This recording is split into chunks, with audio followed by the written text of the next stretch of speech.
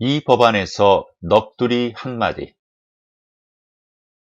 이 법안의 법성들아, 시만을 열고 법안으로 넋두리 한 토막을 들어보아라. 83년 11월 초하루 새벽 하늘로부터 천음이 있었다. 오늘은 죽는 것보다 더 고통스러운 법을 받으니 각오하고 기도에 임하라.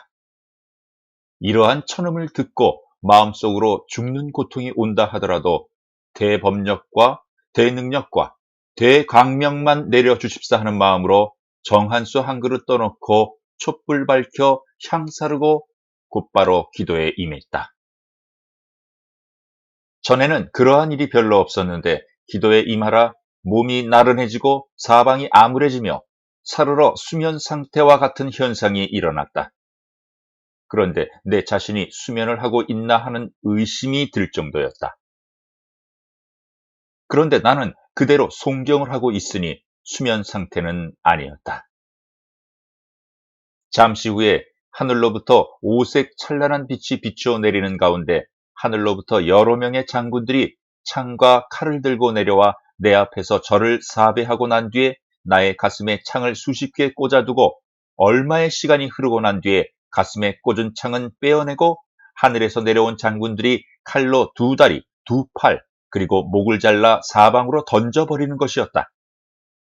여기에서 목이 잘렸는데 어떻게 볼 수가 있나 하지만 육신과 법신을 안다면 이해는 가능하리라 본다. 그리고 오랜 시간이 지난 뒤에 팔다리, 머리를 제자리에 가져다 붙인 다음 잠시 시간이 지나고 하늘로부터 내려온 장군들이 나의 몸을 쇠사슬에 묶어서 활활 타오르는 불길 속에 넣어버리는 것이었다.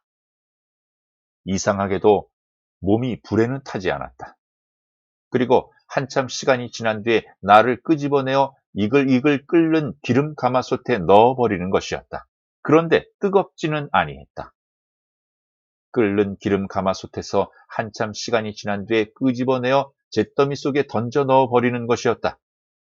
그리고 오랜 시간이 지난 뒤에 끄집어내는데 눈과 코, 입이 보이지 않을 정도로 잿가루 투성이가 되어 있는 나를 푸른 바닷물 속에 던져버리는 것이었다. 그런데 그것 또한 이상한 것이 바닷물 속에 가라앉아 수시간이 지났는데도 숨을 쉴 수가 있었다. 물속에 있는 나를 건져 올려 몸에 묶은 쇠사슬을 풀고 난 뒤에 밧줄로 두 발목을 묶고 한쪽 끝은 룡마의 꼬리에 묶어 메어단 채 용마가 하늘로 날아올라 수백 회의 원을 그리면서 회전을 시킨 다음 땅에다 내려놓으니 사해 룡왕 하느님 네 분과 오방지왕 하느님 다섯 분이 오셔서 나의 손을 잡고 수고했다 하시며 위로의 말씀을 하시고 빛과 함께 각각 황국으로 돌아가시고 나자 하늘로부터 천음이 있으니 법신이 오늘 너무나 심한 법을 받았다. 이 법의 후유증은 100일간 갈 것이다. 그러나 죽지는 않을 테니 너무 걱정은 하지 말라 하는 것이었다. 이 법안의 법성들아, 이러한 법도 있는가? 이 법을 받은 이후부터 몸은 하루하루 쇠약해져 갔다. 사지는 뒤틀리고 오장육부가 찢어지는 듯한 통증이 오며 칠풍이 육신을 휘감아드니 입안과 목구멍과 입술은 타들어가다 못해 피가 흘러나왔다. 눈에는 끈끈한 액이 흘러나와 두 눈이 붙어있고 콧구멍을 헐어 터져 겨우 숨만 쉴 정도였으며 바로 누울 수가 없었다. 기도하는 시간을 제외하고는 바로 앉을 수도 없었다. 걸음걸이도 이상하고 화장실 문턱을 넘는 것도 힘이 들었으며 태산을 넘는 것보다 힘이 들었다. 소변과 대변은 먹는 것이 물뿐이니 붉은 피물만 조금씩 나올 뿐이었다. 이 법 받기 전에는 몸무게가 80kg이었는데 이 법을 받고 100일간 고통에 들어가니 몸무게는 40kg, 그리고 몸에는 살이라고는 다 빠지고 뼈 자체도 가늘어져 갔다. 손등의 껍질을 손가락으로 잡았다 놓으면 껍질이 불어서 펴지지 않았고 부패인 두 눈에 얼굴 광대뼈만 솟아 있었다.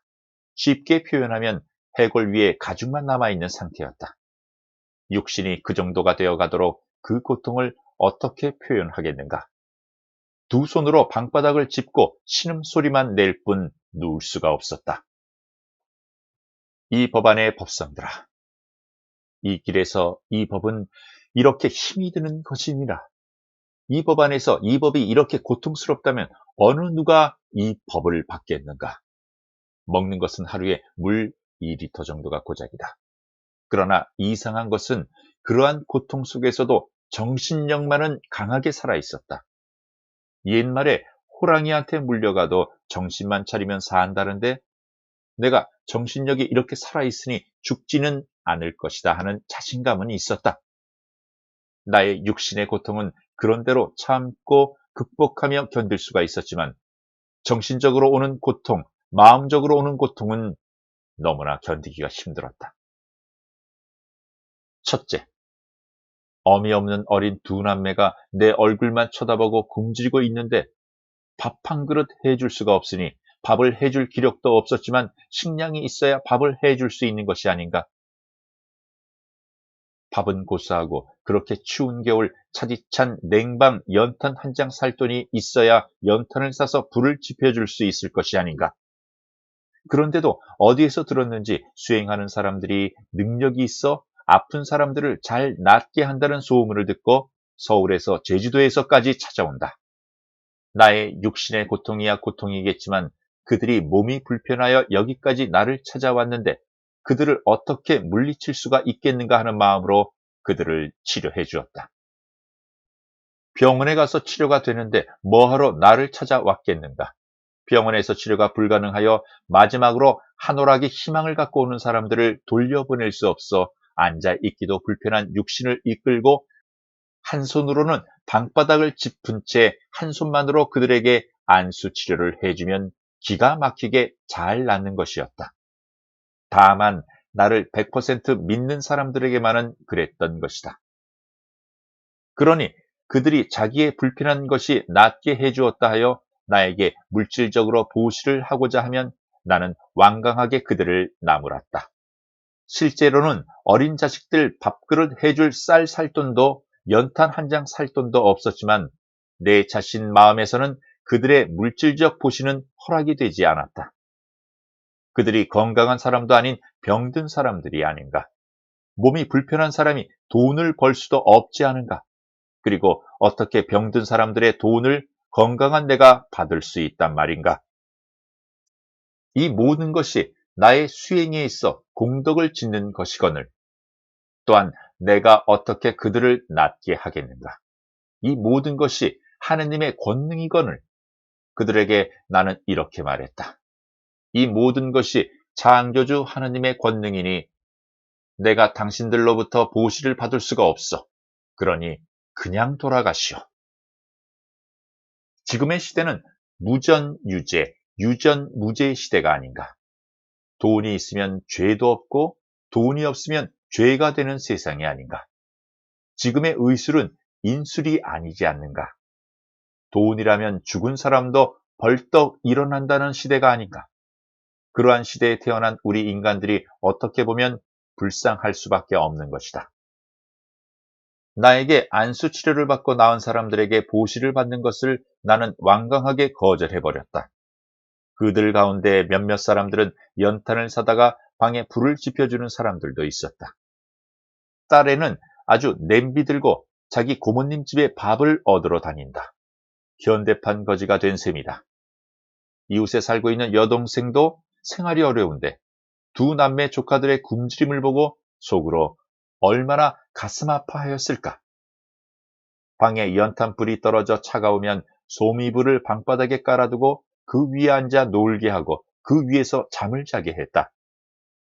내가 수행하고 있는 방은 본래부터 부엌이 없었다. 아침에 자고 일어나면 단 위에 떠놓은 정한수가 얼음덩어리로 변해 있었다. 하루는 정한수 그릇 속에 얼어있는 얼음덩어리는 깨는 것을 본 딸애가 아빠, 내일은 정한수에 설탕을 넣어두라는 것이다. 내가 웃으며 뭐하러 설탕을 넣었는데 하니 얼음과자가 되잖아요 하는 것이었다. 참으로 한심하고 한심한 아빠다. 설날이 되어도 애들 밥 한 그릇 해줄 수가 없다. 양말 한 컬레 사서 신길 수가 없었다. 내일이 설날인데 입던 옷과 양말을 씻어 입히고 싶었지만 세탁기도 없고 손으로 빨래를 하려고 하여도 그것 하나 빨래할 힘조차 없었다. 그래도 때 묻은 옷을 그냥 입힐 수가 없어 힘든 육신을 이끌고 죽을 힘을 다하여 수돗물을 한 바가지 받아 물통에 담으려고 하니 물 한 바가지 들을 수 있는 힘이 없었다. 옷을 말려 떨어진 곳을 꿰매어 방 한쪽에 밀쳐두고 몸이 불편하여 누워있는데 누가 지나가며 과자를 한 봉지 주고 간 모양이다.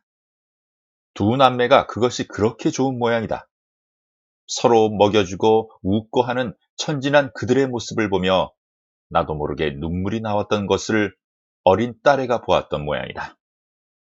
그리고 시무룩한 표정으로, 아니 측은한 듯한 표정으로 누워있는 나를 보고 수건을 갖고 와 나의 눈물을 훔쳐주며 아빠 왜 울어요? 아빠 왜 울어요?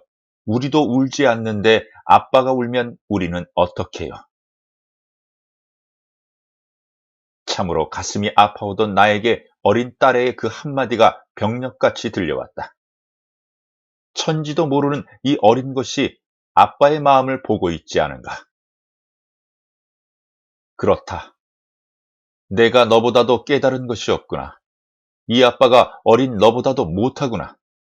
철없는 어린 것이 아버지의 눈물을 닦아주고 위로하는데 나는 왜 내 아버지 창조주 하느님의 눈물은 고사하고 마음 하나 위로해드리지 못하는가? 그리고도 내가 어찌 대도의 길을 걷는다고 할 수 있겠는가? 아버지께서는 우주 만물을 창조하셨도다. 일체의 모든 것이 다 아버지의 것일진데 단지 자식을 길러 훌륭하게 키워내기 위한 아버지의 뜻이 이러하실진데 형상계 인간 세상에 자식 하나 던져두시고 육신 고통, 정신 고통, 물질 고통 속에 차디찬 냉방에 뒹굴며 고통 속에 뼈만 남아있는 자식을 바라보시는 나의 아버지께서 얼마나 마음 아파하셨겠는가.